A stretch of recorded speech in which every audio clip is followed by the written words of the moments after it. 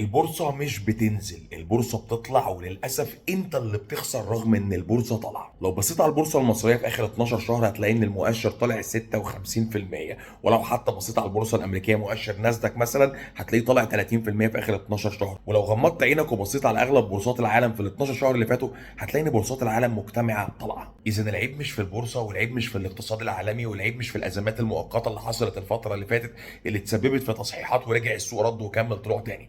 العيب في اختيارك للاسهم انك بتخسر في سوق صاعد.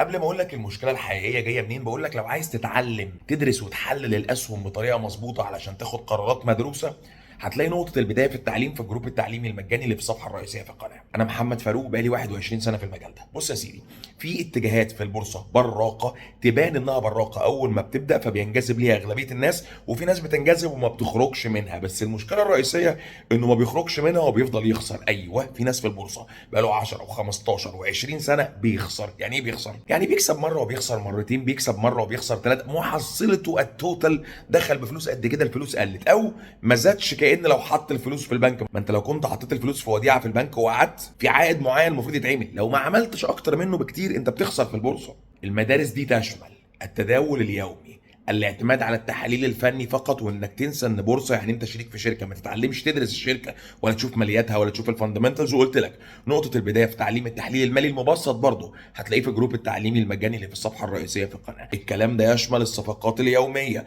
الناس قصيره الاجل اللي بيشتغل بقى على اليوم واليومين، واللي في الاخر الاقي ناس بتقول لي كمان فريم الخمس دقائق. المشكلة الرئيسية في المدارس دي انها بتوهمك ان انت لو عرفت ان انت في اليوم تعمل حاجة معينة تقعد تتخيل ان هو ده لو حصل في اليوم يبقى ممكن يحصل في الشهر، يبقى ممكن يحصل في المش عارف ايه. عمره ما بيحصل كده ولا بيحصل كده، ولا بيبقى عندك نتائج مستدامة. ايوه انا عارف ان انت انبهرت اما شفت نتائج مؤقتة، يوم يومين اسبوع اسبوعين، عارف انك انبهرت بحاجة قصيرة الاجل. جربت الاستدامة؟ جربت الست شهور؟ جربت السنة؟ جربت الثلاث سنين بطريقتك بيودوا على فين؟ ولو ما جربتش شوف واحد جرب، بس شوف واحد امين. ما هو ممكن واحد جرب وبيخسر ويقول لك انا بعمل العكس. تعال بقى على الصعيد الاخر، عمرك سمعت عن مؤسسه بتخسر؟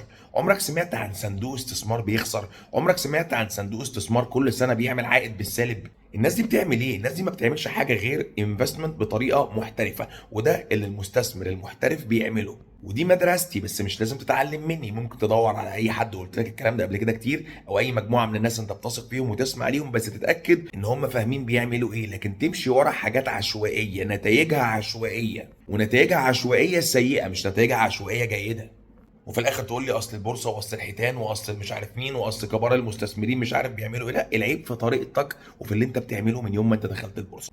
اينشتاين قال لك عمرك ما هتحصل على نتائج مختلفه طول ما انت بتعمل نفس الحاجه كل يوم. عايز تتعلم تحليل الاسهم والاسواق الماليه بطريقه محترفه؟ هتلاقي جروب تعليمي مجاني في الصفحه الرئيسيه في القناه.